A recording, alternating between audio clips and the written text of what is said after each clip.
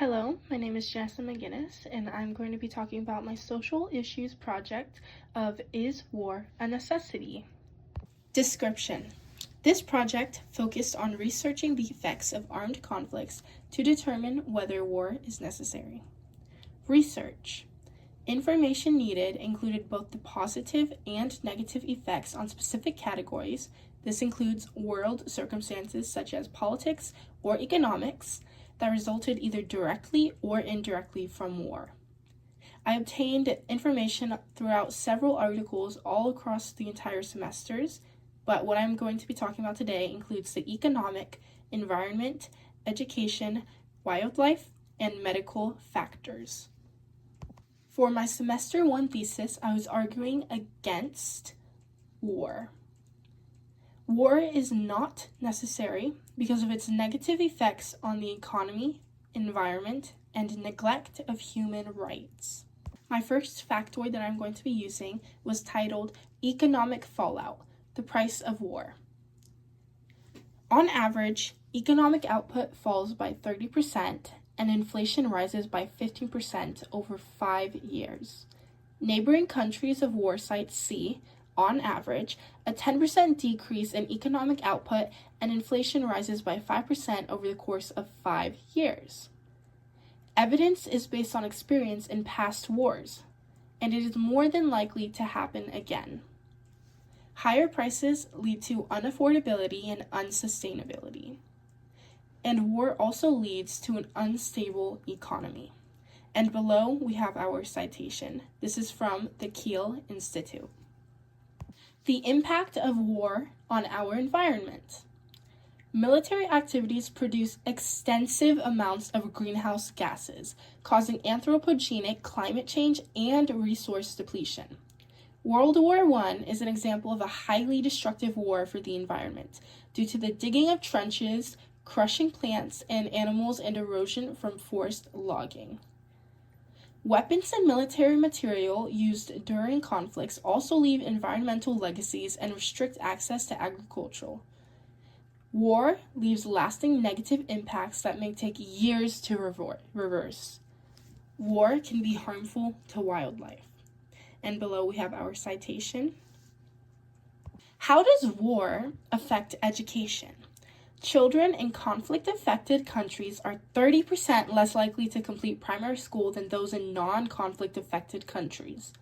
Only 50% of refugee children have access to primary education, compared with a global level of over 90%. The longer that children remain out of school, the less likely they are to return. War violates the human right of access to formal education, and it can lead to less educated and informed adults participating in the future. This is from Concern Worldwide, US. My semester 2 thesis, I was arguing for war's necessity. War is necessary because the consequences subsequently result in positive impacts on wildlife, medical advancements, and society in the long run. The effect of war on economic growth. Development of new medicines/treatments led to the state increasing economic value. War can increase GDP per capita by reducing unemployment and shifting families into wartime production. Sometimes, war has little to no room for effects on the economy, and this means that there are no positive or negative effects, which in and of itself can be considered a benefit because there's one less thing to worry about during war. War leads to infrastructure rebuilding, and war can be a fiscal stimulus. How war affects wildlife. After the Nepalese Civil War, they were forced to study more resilient conservation methods to survive upheaval. When areas are created where people don't go, wildlife thrives, like the DMZ separating the Koreas. In post-conflict landscape restoration, groups have the opportunity to restore ecosystems. During conflict, occasionally some areas will be protected, encouraging wildlife to disperse. War can lead to an ecological reset within those confined regions. Lastly, we have medical advancements in war.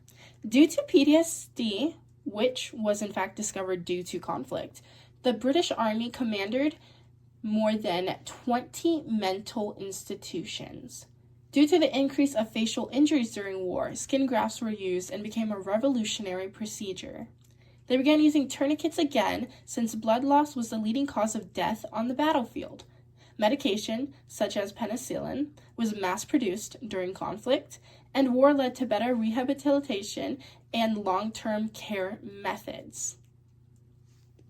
After analyzing the data I gathered across the both semesters of my research, my new and improved thesis is, although there are a few indirect positive impacts from armed conflict, war is not necessary because the negative effects in each category primarily outweigh the positive effects in the long run. And the evidence is that war may have had some positive effects on the economy, wildlife, and medical advancements. However, it was not necessary for those effects to happen. There is no evidence that shows that we needed war in order to have medical advancements or positive effects on the economy or wildlife, because those could have happened without war. The devastation from loss of lives, families, and contributing members of society will forever overpower any positive effects of armed conflict. Restating my new overall thesis.